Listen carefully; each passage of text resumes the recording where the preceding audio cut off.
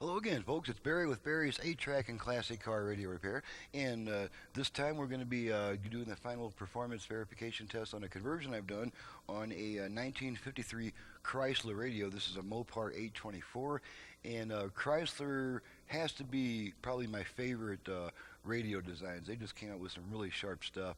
Not only the thumb wheels units, the chrome and black face thumb wheels from the late 60s and the 1970, but these older Mopar radios are just as sharp as ever, I think. And there is a pretty special thing about this general type of radio is whereas most of your tuners on your later radios, and I'm just going to grab my little test fixture for the conversion module that I built to show you how these tuners generally work. Let's see if we can zoom out a little bit, and maybe zoom in a little bit closer than that. Okay, most of your radios have, your typical, knob and a pointer that goes across and it moves the tuner. And but on most radios, the pointer presets is simply a mechanical stop. For instance, let's say, right now our tuner is, and this is an actual tuner out of a radio, and right now our tuner is at the lowest end of the frequency band, and let's say we had the center push button preset to the center dial position. Well, on like a Delco radio, you just push that button and it just moves this tuner, across to the center position. And that's the only tuner the radio has. But on these older Mopars, there's a kind of a special feature. Each push button preset actually has its own little mini tuner in it. Each one has its own little ferrite rod that you can actually screw in and out of a coil core to adjust it to whichever station you want. So I'll just pull this cover off, and this is how you preset the stations. You just pull the cover off, and you push the button in on the station that you want to preset, and then there's a little thumb wheel that you can turn, or you can use a little screwdriver to turn that thumb wheel until the station that you want comes in. Then you stop turning that, and you just put your button back on, and your station is now preset. Now, one little quirk about these, it's not really a quirk, but each of these buttons will only bring in stations that are close to that button. In other words, you cannot preset a station way down here with this leftmost button. So it could have been a measure to save wire for coils, but I really doubt it. I think the more primary consideration was to not confuse the user with having too much choice on any one band, because nobody's really gonna set this button for something way down here. So basically, each button will only tune in a station. I'd say over roughly half the frequency range where it's associated with that button. So I'm going to demonstrate that. I have already preset this one. I have not preset any of the others. We might get lucky and they'll already be on stations, but I'll go ahead and show you. We'll just go through the process of presetting all 5 push buttons to an FM station. Now, in the number 1 through 5 positions of any of these presets, the dial will not move. You can turn it, but it won't do anything because you're using an entirely separate tuner when you press this button. And the combination of individual tuners and the master tuner can be a little challenging to figure out when I'm ripping the radio apart to do a conversion on it. Actually, it's easier for me just to rip out all the wiring and start all over and rewire it the way that I want to, rather than try to work around the way they've got it wired and to switch wires around. So basically, everything comes out, including the wiring, and I rewire the tuner to work the way that it works best. So not much else to say on this.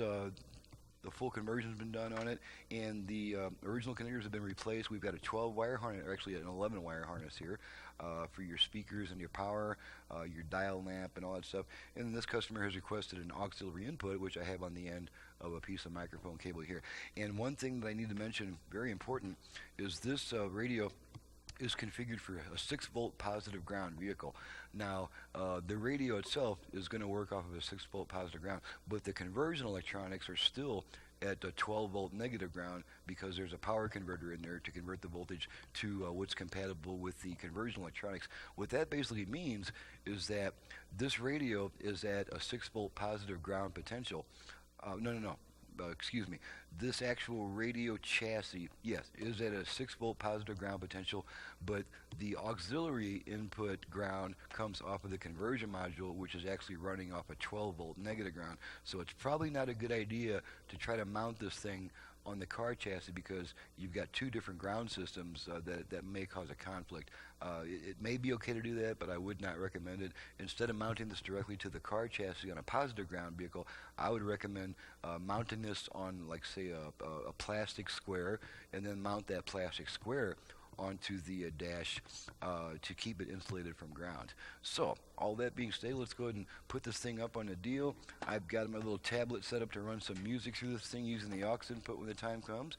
And so this will be a pretty simple hookup. We're just going to, all the hard stuff's been done already, going to plug in our antenna. Alrighty, and that's pretty much it. The antenna, then I've got my bench already pre-wired to the type of connector used in the conversion modules, just to save time on each test. Efficiency means better quality workmanship, less time I have to spend on the mundane stuff, and more time to put into the cool stuff.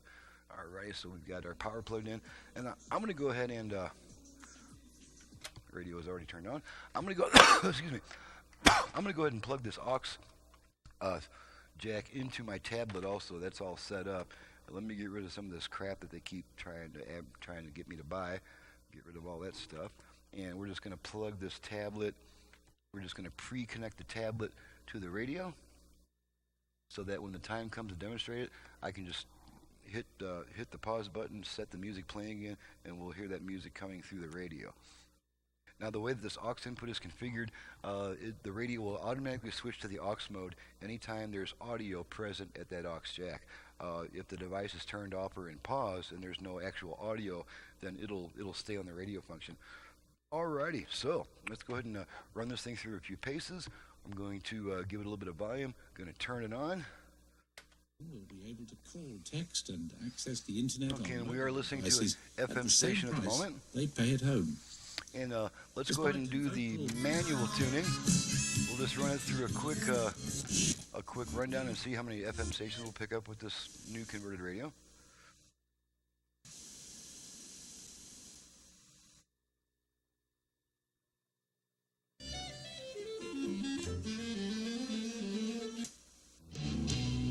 I'm Carol Hills, and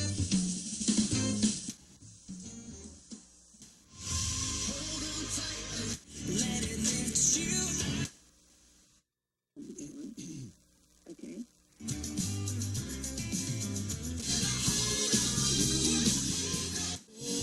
That's about 10 stations so far, 10 FM stations.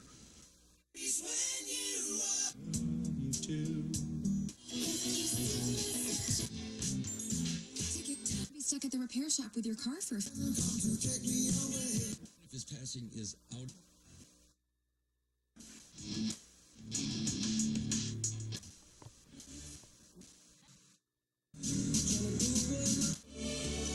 That's about 20 FM stations so far, and they are coming in true stereo. For a funeral.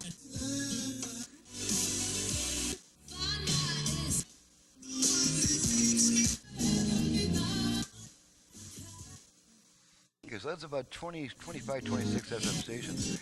And the sun has been down for a few hours. It's 9:30 at night, but we might still get AM. So the way that we switch bands on this conversion is turn the unit off and then right back on.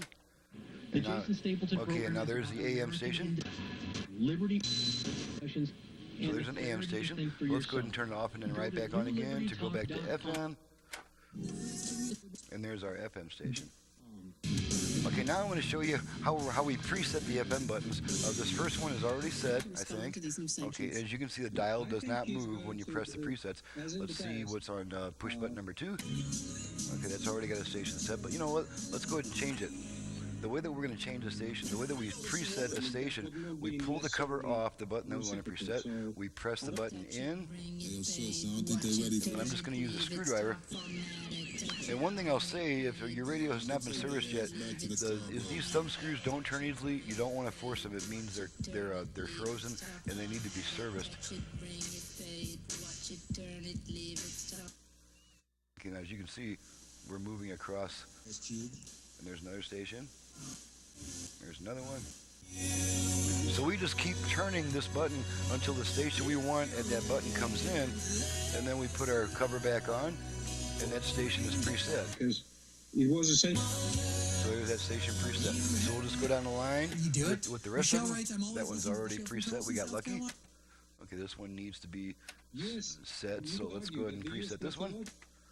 And of course, I'm not paying too much attention to which station we actually set this in. Maren Morris with I just my want to make church sure that we who can actually won a Grammy for tune in that the song. stations in this manner.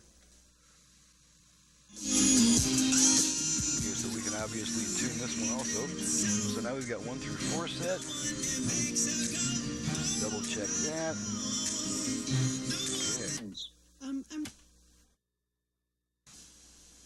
Okay. Looks Russia, like they've been. there's 2. Okay. Sometimes by pressing it harder or softer, you can get that tuner to move to different places. Day Entrepreneur Magazine. Okay, let's go ahead and preset number 5, which is currently blank. So we're just going to pull that cover off, press it in, and start turning that coil until the station we want at that location comes in. There's 1. America's best music is found Okay, on that's good AM enough. 1600 and 96.3 FM KYBC. Okay, so let's check them all. Should pull with the sanctions. Prize of $1 Okay, that one wandered a bit, so we're gonna kind of tweak it a little bit. The employer. I'm Jamal McCoy, and I'm so proud to have been part of the Finley Automotive Okay. Group for the past 15 years. We know that Try our it again. success employees in the community Kevin, they'll allow it. That they will find in France. It looks like number 2 wasn't quite I call them. tuned in the way we, in such a manner that it'll lock it in real well. Let's try it again. Leader in climate policy. And stopping nasal allergy symptom. Your personality And as I mentioned before, organization or community.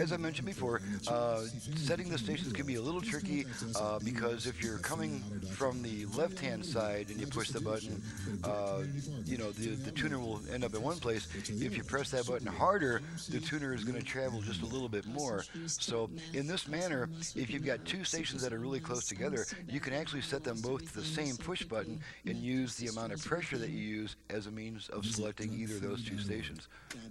So that explains that little phenomenon there. Smart purchase of Assured Coalition. Okay, so now we've got all 5 push buttons set to FM stations. Go back to the dial, and you can see that on manual, of course, you set your station with the dial. Okay, so what I'm going to do now, you know what, let's go ahead and demonstrate the virtual balance and fader functions while we're doing this. Because this radio does have the virtual balance and fader functions. I'm going to activate the front rear fader, and the way we do that is we give this tone control 2 quick turns to the right, each time returning it to the original position. So I'm going to start off by putting the tone control about center so we've got room to rotate it, and let's just see if we can activate the virtual fader. It might take a few tries depending on what type of control it's got. Okay, that one didn't quite activate it. So the key is to look for the part of the tone control that has the most change. Right here seems to have the most change between bass and treble, so we'll use this as our starting point. Let's try it again. Okay, there's our beeps. It activated. Okay, and now our tone control is adjusting our front to rear balance. Front, rear. Okay, back to center. That's pretty well centered. Take my hand off the control. 1 beep lets us know the function's timed out, the setting has been saved, and you can now return your tone control to the optimum listening position. Okay, let's try the same thing, but we're going to activate the virtual left-right balance control. Same procedure, except we rotate our control to the left. So here we go. Okay, there's our beeps. We're activating the left-right balance control now, and now the tone control is adjusting the left-right balance. Totally cool feature. Okay, so let's go ahead and center it, take our hand off the control, let it time out. 1 beep means the function's timed out. Now we can take our tone control back to the way we like it to sound. All right, let's go ahead and hit play on my tablet and make sure that the radio automatically switches over to the aux input. Okay, and now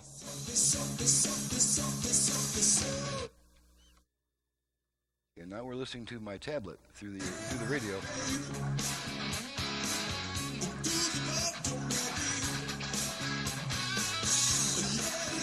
There we go. Got a little Steppenwolf on the tablet.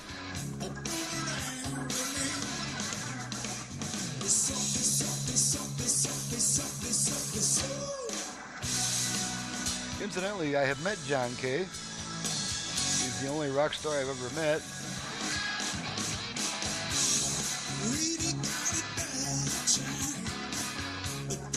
All right, now we're going to hit pause, or we can just unplug the unit, whichever, and it's going to take 20 seconds for the radio to come back. That is due to a Vox circuit, VOX, voice-operated switch, which is designed to hold on to the aux signal a little bit longer than it needs to, and that's to make sure that the radio is not constantly switching back and forth between songs or during quiet music passages. So we got about 15 more seconds to go, and then the radio will come back by itself. We're just going to be... Yow!